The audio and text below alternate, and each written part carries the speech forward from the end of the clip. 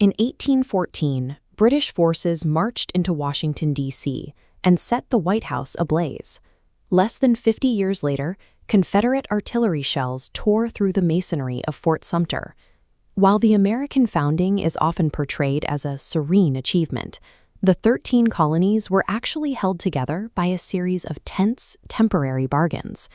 The very first government under the Articles of Confederation failed to manage basic commerce or mediate border disputes.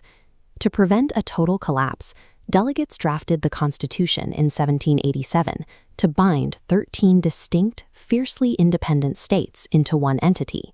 Securing the signatures of every state required the drafters to ignore two massive existential questions: the sovereignty of Native American lands and the legal status of slavery.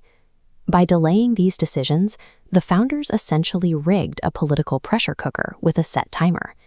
In 1803, the Louisiana Purchase doubled the size of the country. Within a few decades, Americans developed a fervent belief that they were destined to span the entire continent. This demand for acreage collided directly with existing Native American treaties. In 1830, Congress passed the Indian Removal Act to aggressively clear the way for white settlement. This policy forced the displacement of over 60,000 Native Americans. Roughly 15,000 people died from disease, exposure, and starvation on the punishing routes that became known as the Trail of Tears. The drive west eventually hit the borders of Mexico. After the U.S. annexed Texas, border disputes escalated into a 2-year war. By 1848, the U.S. military had secured over 1 million square miles of new land, taking control of present-day California, New Mexico, and the wider Southwest. Adding all this territory forced a national decision on whether these new regions would allow slavery, turning the western frontier into political kindling. Congress relied on a fragile legislative balance, keeping an exact number of free and slave states. The Missouri Compromise of 1820 tried to draw a hard geographic line to settle the matter. That line failed. By the 1850s, settlers in Kansas were fighting a guerrilla war over the state's status.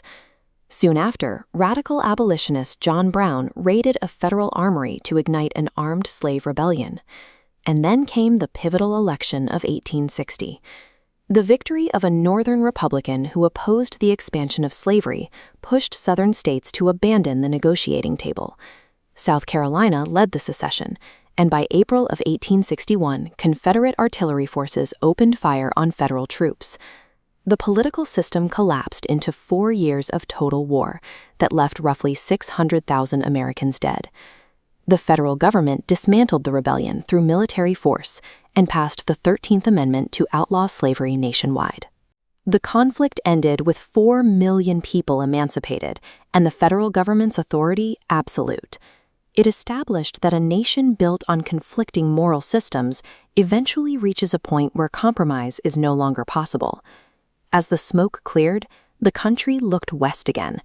The completion of the Transcontinental Railroad in 1869 connected the coasts, kicking off a massive industrial boom. A small handful of men consolidated wealth. Industrialists like John D. Rockefeller built monopolies that cornered entire markets, capturing the profits of a rapidly growing economy. Below them, millions of newly arrived immigrants and wage laborers crowded into urban slums. They worked brutal, dangerous jobs for pennies, completely detached from the fortunes they were building. This extreme economic inequality reached its own boiling point. In 1877 and again in 1894, striking railroad workers shut down the nation's transit, burning train cars and battling federal troops in the streets of major cities. The same railroads that physically united the states also concentrated economic power in fewer hands than ever before. This new industrial reality turned the factory floor into the next major battlefield for the soul of the country. By the late 19th century, the federal government had abandoned the civil rights efforts of Reconstruction to appease powerful Southern politicians. That retreat, combined with the brutal labor riots of the Gilded Age, showed a nation still deeply fractured. Each era follows a distinct pattern. Leaders strike a fragile bargain, the pressure of reality builds against it, the structure ruptures, and new rules are forged in the aftermath. American governance functions as an active, high-stakes negotiation where founding ideals face a changing population. The United States remains exactly what it was called in the 18th century, an experiment. Surviving requires the country to continuously test its own boundaries. The nation survives because each fracture forces a new reconstruction. Its endurance is measured by the scale of the repairs it has managed to withstand.